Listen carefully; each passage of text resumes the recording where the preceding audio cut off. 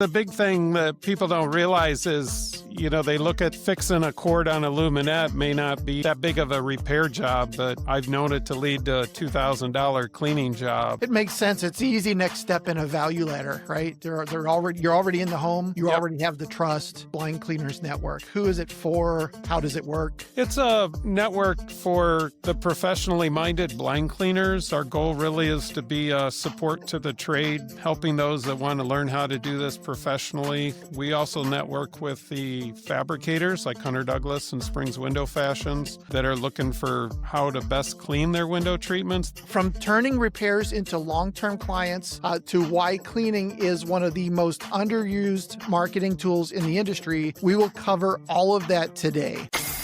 It's time for another episode of Marketing Pains, the podcast about marketing for window treatment and awning companies. All right, welcome to another episode of Marketing Pains, the podcast where we talk with real window treatment and awning service providers and business owners about their successes and struggles related to marketing their business.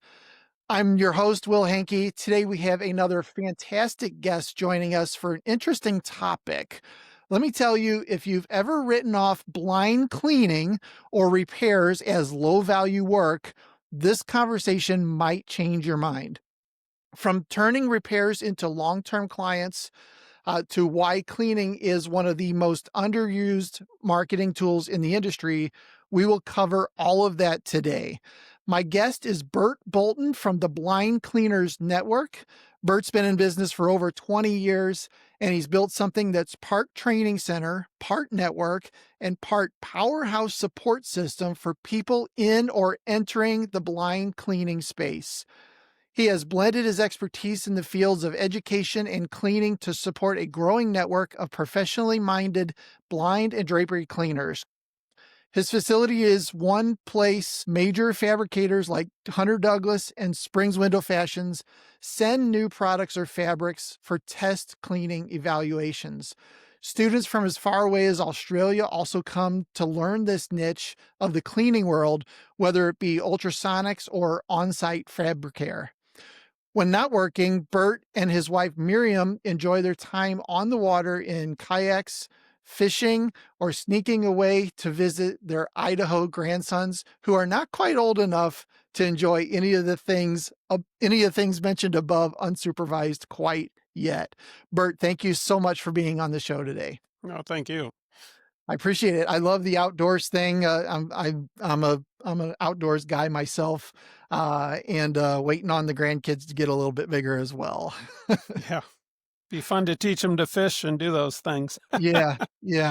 Well, thanks again for being on the show. I want to dig into the Blind Cleaners Network a little bit later on, but for now, can you give us, tell me about your journey into the blind cleaning industry? How'd you get started 22 years ago, and what drew you into this specialized niche? Well, that time I was leaving education. I was kind of at a crossroads looking for something to do in the area locally. So I was looking around for different opportunities, and this little blind cleaning business was for sale. Okay. Somebody just started it, and they were going to retire in a few years, so they put it up for sale, and I started investigating this little niche business, and the more I kind of investigated it, the more intrigued I got by this specialty niche business versus just a bigger business like carpet cleaning or window cleaning or something that had a lot of competition. Yeah. So when you started investigating a little bit more, I guess you figured out it was a viable business model. How did that evolve for you? Well, as I mentioned, it was just a small business they had started. At that point, I saw the possibilities that you could build it into and grow it into a viable business. And so, I took a few years learning the tricks of the trade and taking the knocks in business. But, Sure. That ramp to success isn't straight line. It's got ups and downs, but, it's been a good ride. Yeah. And then along the way, I guess you documented things, figured out what worked, what didn't work. Yeah. I had no background in custom window treatments, and so I had a lot to learn. Yeah. Yeah. And then you mentioned earlier that you had 70 members in your network and you're growing. What's driving the increased interest in professional blind cleaning right now? I kind of think, kind of coming back off of COVID a few years ago and all, there's a couple of different trends. People are kind of tired of big business or looking for opportunities outside of the corporate world or out of just pay per hour. So, they're looking for businesses that offer Yeah. flexibility and good compensation. I think also there's owners of some of these cleaning companies and restoration or even dry cleaners that, as fewer people are wearing suits and ties to work, they're looking for other revenue streams. So Oh, cross-selling customers with another service is good. And then finally, we're seeing a lot of the decorators and retailers that realize that, blind cleaning might not be as profitable as a transaction, but it is profitable as a business and it can boost sales and keep employees busy in slow seasons and also helps with marketing. yeah. I like that. You mentioned cleaning and repair is kind of like a door opener. Uh-huh. Can you share what that means? Well, I think the big thing that people don't realize is, they look at fixing a cord on a luminette may not be that big of a repair job, but I've known it to lead to a $2,000 cleaning job. And I know of many instances where doing a repair for a client gets us in the door for hundreds of dollars of blinds or thousands of blinds and commercial customers, all kinds of doors it opens. Yeah. I've also heard people mention that getting in the door, like you said, with a repair type job can still turn into a 5-star review, which obviously, is a good thing to have as well. Oh, yeah. Yeah. We just had a job last week where a lady called us to clean her luminette. And I mean, I made another $500 cleaning the luminette, and several $100 doing some vignettes for her. But she was looking to get some new Nantucket shades, so Okay. we're quoting her a bunch of new shades, um, because we have a cleaning relationship, and she's done work with us. She wanted to, check us out. It makes sense. It's the easy next step in a value ladder, right? You're already in the home. You Yep. already have the trust. So that's fantastic. I like that idea. You've also mentioned that it becomes a bit of a marketing tool to get into more high-end homes. Can you tell me a little bit more about that strategy? Well, the best example would be one of the decorators in DC area that came to us a number of years ago for training, and she wanted to get in these high-end homes, and somebody called her about cleaning half a dozen silhouettes. She went in there to as one of the first jobs as they just finished training and cleaned these 6 silhouettes. Got talking to the homeowner, and they were remodeling one of the wings of this mansion, and she, as a decorator, started giving the lady a few bits of advice, and they hit it off. And Oh, I, in the first year, she came back to tell us later they did $100,000 worth of work with that lady. that's awesome. I mean, Wow. just because of 6 blinds that, it wasn't her customer, but it was her ideal client, and she was Yep. in the home. Yeah. Yeah. Now, a lot of window treatment dealers kind of hesitate at offering the cleaning side of things, typically because of the lower profit margins. How can they see the bigger picture, like you just explained? Well, some think of commercial jobs like mini blinds and stuff, but I know a school district that years ago we lost the bid to put new blinds in that building, but since I have a relationship with that district that came through doing a few repairs, we've cleaned those same blinds in that school every 3 to 4 years now and made money off those blinds, thousands of dollars for a day or two's work multiple times, and Yeah. then, like you just mentioned, I mentioned this other story. That lady in DC area now has several crews cleaning. She's bought more machines and she's got crews cleaning, and Okay. it's because she recognized the marketing value. Yeah. Yeah. So I'm assuming our listeners, or a lot of our listeners, are window treatment dealers. Are there instances where they just would like subcontract her out to do that piece of the work? Well, they could. There's some of the cleaners. operate as independent businesses. Some of the Yeah. cleaners get a relationship with, like I said, their janitorial or their dry cleaners, and they just provide a cleaning service. And if they get networked with a blind cleaner and they're passing referrals back and forth, it leads to a lot of business. I mean, I work with a whole bunch of decorators in our area, and we pass a lot of business back to them. Yeah. Yeah. I can definitely see the value there for business owners that can look a little bit longer term overall. Because Definitely. it's like you're in the home, you're working on it. A lot of the older blinds or drapery, even you inspect it and say, I can't clean this, it needs to be replaced. And they say, well, who do you recommend? Yeah. And if I'm in there as a referral for that company, I'm going to refer that company. But if it's an open referral, and Yeah. then obviously I'm going to refer the companies that work with me. Right. For sure. Yeah. So speaking of companies that work with you, tell us a little bit about Blind Cleaners Network. Who is it for? How does it work?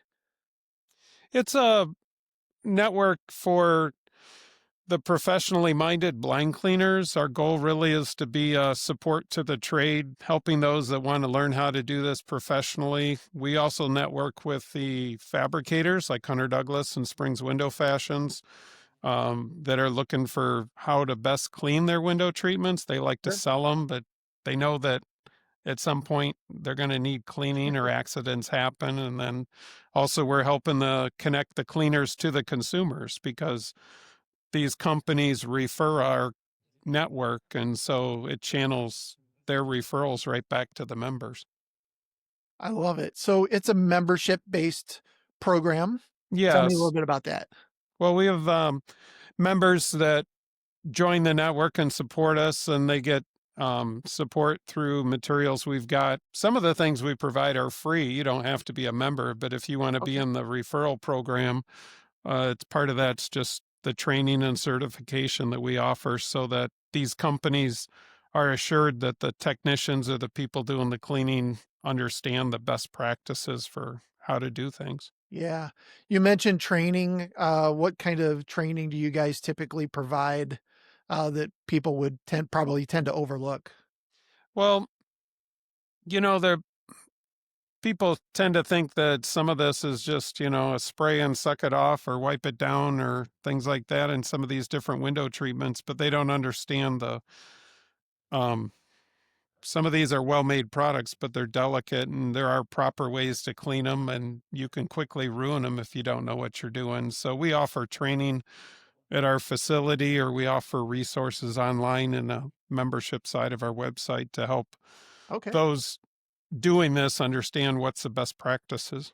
Nice. So they can get a lot of training just online, but they could also potentially actually visit you in at your facility. Right, correct. Okay. What does a typical training session look like at the facility?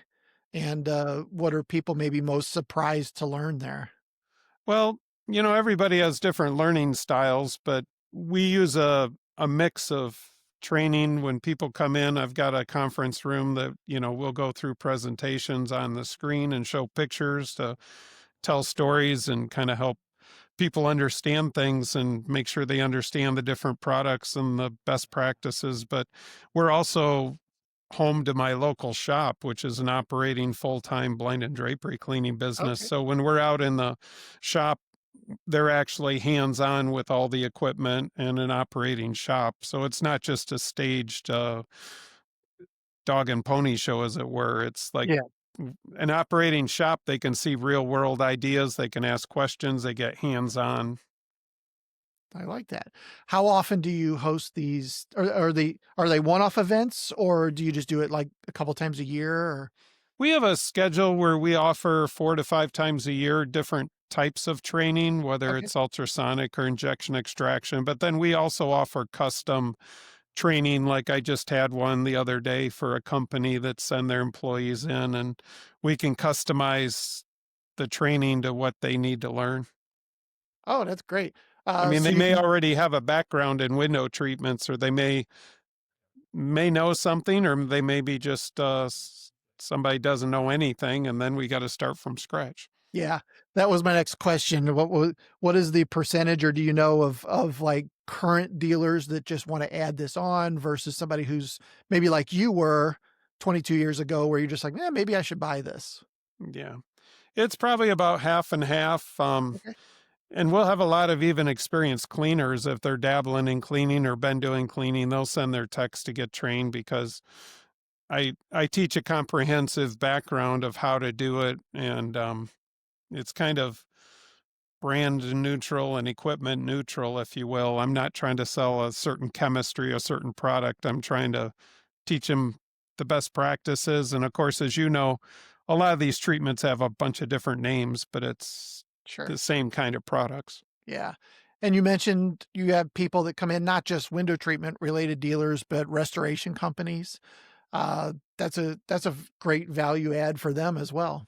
Yes, yes. A lot of them, it's a niche business. So if they don't understand how to clean window treatments or the value of the custom window treatments, a lot of them aren't doing it. And they're really just throwing away or bypassing money they could be earning. Yeah. From a dealer standpoint, you could always partner up with a restoration business in town and say, hey, by Hmm. the way, we can add this on and share the revenue or something. I don't know.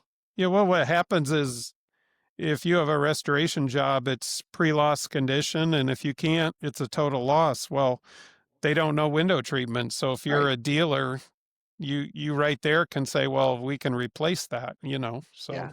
you're Yeah. selling them new to replace what you couldn't clean. It's a win-win. It is. Yeah. And smart business owners should always be looking for those joint venture opportunities anyway, uh, right? Yeah.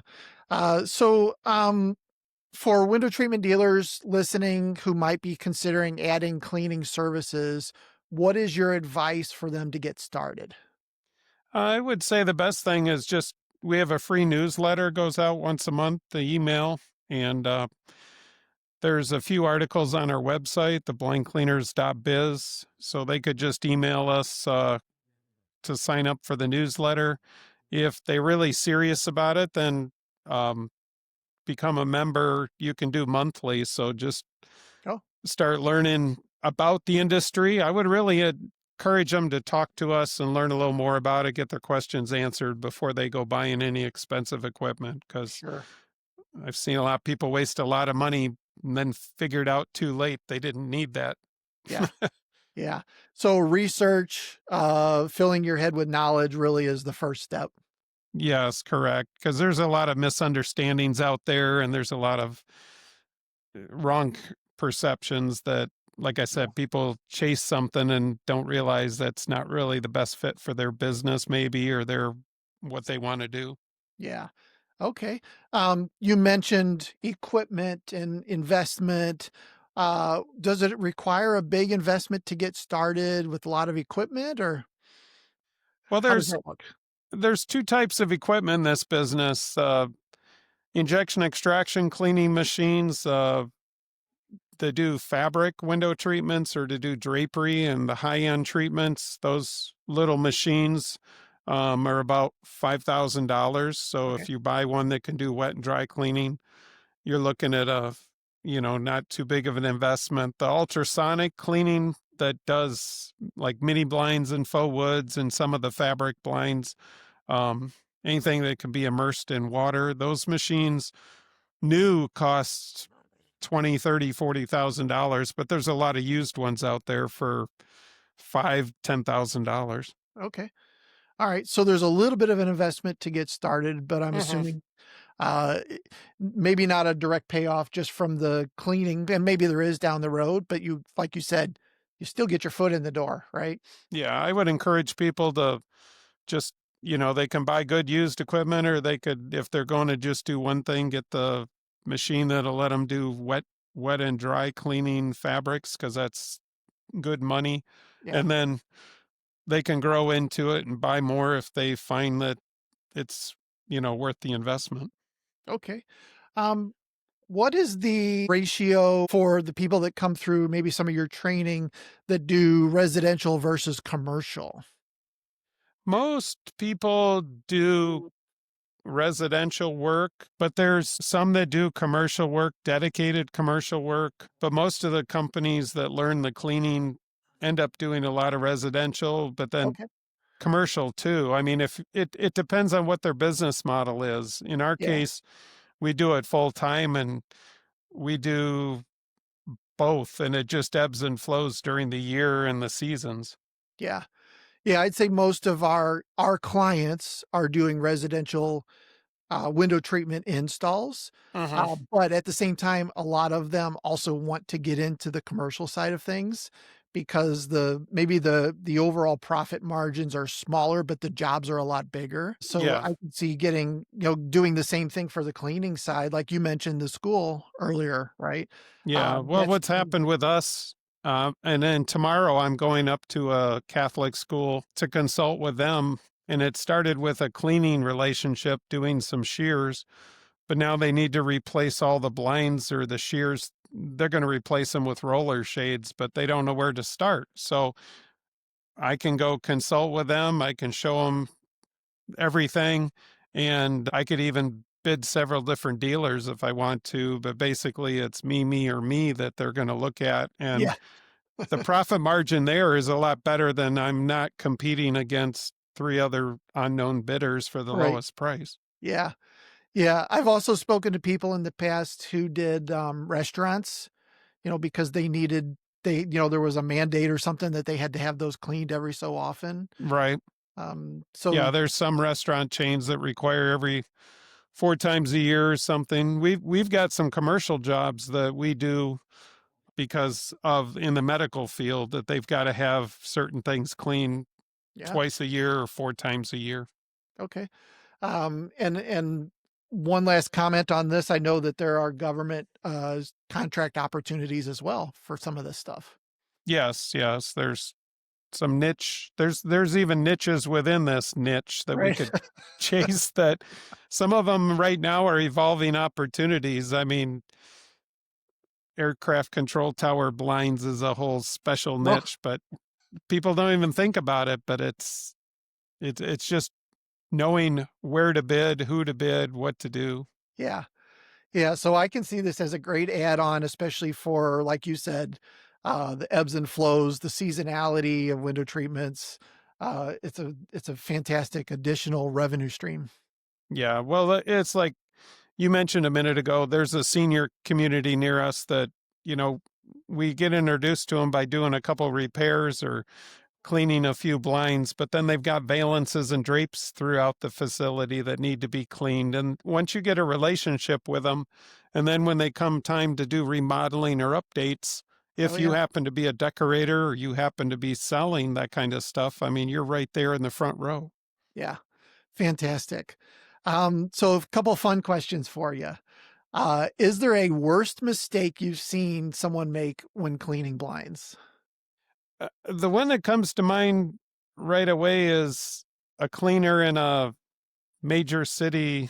I think it was like Cleveland or Cincinnati years ago that just got into the ultrasonic cleaning business, and they got a job to clean all the blinds on all the floors of a big building downtown, and apparently didn't really know what they were doing, and they cleaned the blinds wrong and damaged the paint on the blinds on a whole floor of one of the buildings. Oh And no.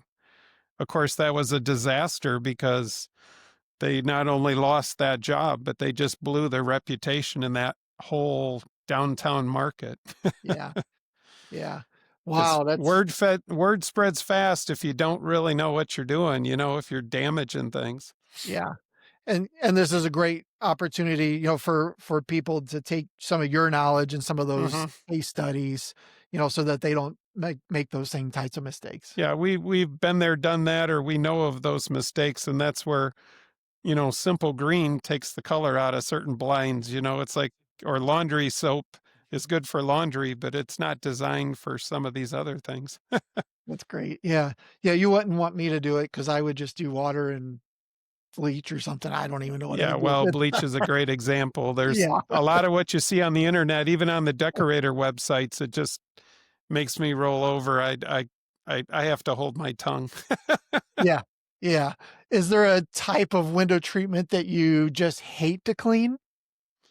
It's got to be some of the specialty blinds that have come out. Hunter Douglas had some that were only in production for a few years. They're just not designed for real world cleaning or real world life like the alouettes and trios and things.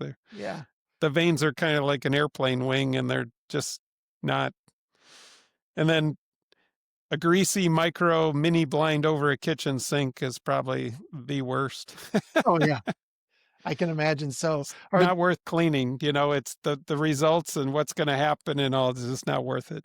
Oh, yeah. All the effort required just to get it done. Yeah, versus the real rewards in the some of the nicer high-end products. I mean, they're easier to clean in a lot of ways, which they're easy to clean and they're better money. And some of the basic drapery and valances, they clean up really well and you get a happy customer. They're not hard work and you get a really good paycheck. Nice. So speaking of paychecks, could you share just some generic numbers on, let's say, a residential job? Um, it's not unusual, like when we're talking about blind and drapery cleaning, rule of thumb, and this is just rule of thumb because across different markets the prices vary, but Yeah. usually 10 to 20% of retail value would be a, a average number for cleaning. So if Okay. something's $2,000, then getting $200 to $400 to clean it wouldn't be unheard of. In some markets, even higher. Um, Okay. and then if you're doing some blinds, it's a commodity. In other words, a mini blind for a school might be $25, $30 a blind, or a shade in a hospital might be $30 to $50 a shade to clean. And it's just volume. You crank Yeah. out so many per hour. But in drapery, stage drapes and other things, I mean, it could be very lucrative. Yeah. Yeah, interesting.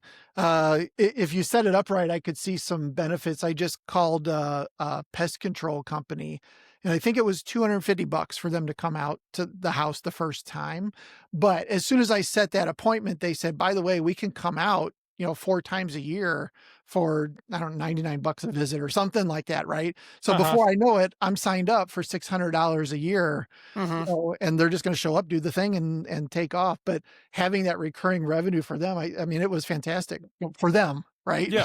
Yeah. Yeah. But you bring up a good point there. These retailers that understand cleaning or use cleaning as a sales leader, they include the first cleaning. If you clean within the first 2 years or 3 years, the first cleaning is free. And Oh, then, they'll keep, let's get a maintenance program. We'll come back every 3 years or every 2 years to clean. yeah, Um, and the idea being obviously they're in the home and they're going to make cross sales of other things. Or for us, you inspect the blind at the older blinds. I mean, you got to say, hey, this is too risky to clean or it's going to fall apart. You're going to need a new one. And so you're in the house with a relationship to sell them the new one. yeah, yeah. So that's interesting. The people that you're hiring, if it's not you as the business owner, you have somebody going out to do the cleaning. I'm assuming they need a little bit of sales training slash knowledge as well. Well, they need to be familiar with the different types of products and obviously which ones would be, dangerous to clean because they might fall apart, or the fabric obviously is got too much damage from age or UV or whatever. And Yeah, so, they need to recognize that, but they don't, if they're working in conjunction with your sales team or somebody, then obviously they're just handing it off or saying, you know, this person is the one to talk to. right. Yeah, yeah, yeah. At least refer the lead over. So, is there a window treatment that you really like? Is your favorite to clean, or a certain type? I like seeing results. It's just nice to see results. And some of the blinds, like the silhouettes, some of the sheer shades are really nice because you can see such a transformation. Oh yeah, People don't realize over the years how much dirt they do pick up because they're on window air filters. But when you get them clean, then they're just like, wow. yeah, yeah. And they probably feel good because that's an investment that they didn't have to rebuy, right? Oh, yeah. Yeah. And you always show them the dirt, take a picture, or show them. If you're cleaning in the house, it's easy because you've got that bucket with dirty Yeah. dry cleaning or dirty wet cleaning solution. Yep. Yeah, makes sense. So speaking of cleaning gadgets, what's one cleaning tool or gadget that you swear by no matter how ridiculous it looks? um, cut off a Hunter Douglas mini blind wand, a hollow wand, and then you jam in a cut off toothbrush. So you got a toothbrush on the end of a long Oh, clear wand, and then you can reach in and get the little fuzzy bugs or lint or things out of silhouettes or honeycomb shades or whatever. It gives you a little tool to do a bunch of different tasks with. oh, I love that. Yeah. And But you're it's just a repurposing. toothbrush head on a Yeah. mini blind wand. Yeah. Oh, that's a great one. That's great. Well, cool. Thank you so much for sharing information about especially about the Blind Cleaners Network. I really enjoyed that. Can you tell me where people can go to learn more about this? They just go to our website, blindcleaners.biz. We have a website with a few general articles for the public. And then obviously, it's a fairly new website, so we're still adding information, but we have schedules of training and other things. Oh, good. They just contact us directly. Okay. Yeah, they can go to the website if they have more questions, contact you to Yep. learn more about that. So we'll put all that in the show notes so that you can access that later. Any last thoughts for the professionals that are trying to grow in this industry? Well, the big thing I think some of them miss is that if they're part of a professional network, part of it is raising the professionalism as being part of a group adds credibility. They're recognized, and the Hunter Douglas and Springs and the others say, hey, these people have got more credibility because they've had a training or have the knowledge that we understand. And the other thing is it helps them if they're going to some of these other referral sources to be able to say, hey, I'm part of this professional network. It sets them at a higher standard, Yeah, just like any certification or specialization. makes sense. Yeah. Well, again, Bert, thank you so much. It's been an incredible conversation. If you have been thinking about adding cleaning as part of the services or you're already in the industry, I hope that you were able to learn maybe a thing or two. If you've even got one idea or useful strategy out of the conversation, do us a favor and send this to a friend in the trade. I would appreciate it. Bert, thank you so much for being on today. I really do appreciate your time. Oh, thank you. Well, Yeah, no problem. If you want hear more episodes like this, don't forget to follow and subscribe, share it with a colleague, and check out the rest of our Marketing Pains episodes, and we'll catch you on the next one. all right. Thank you.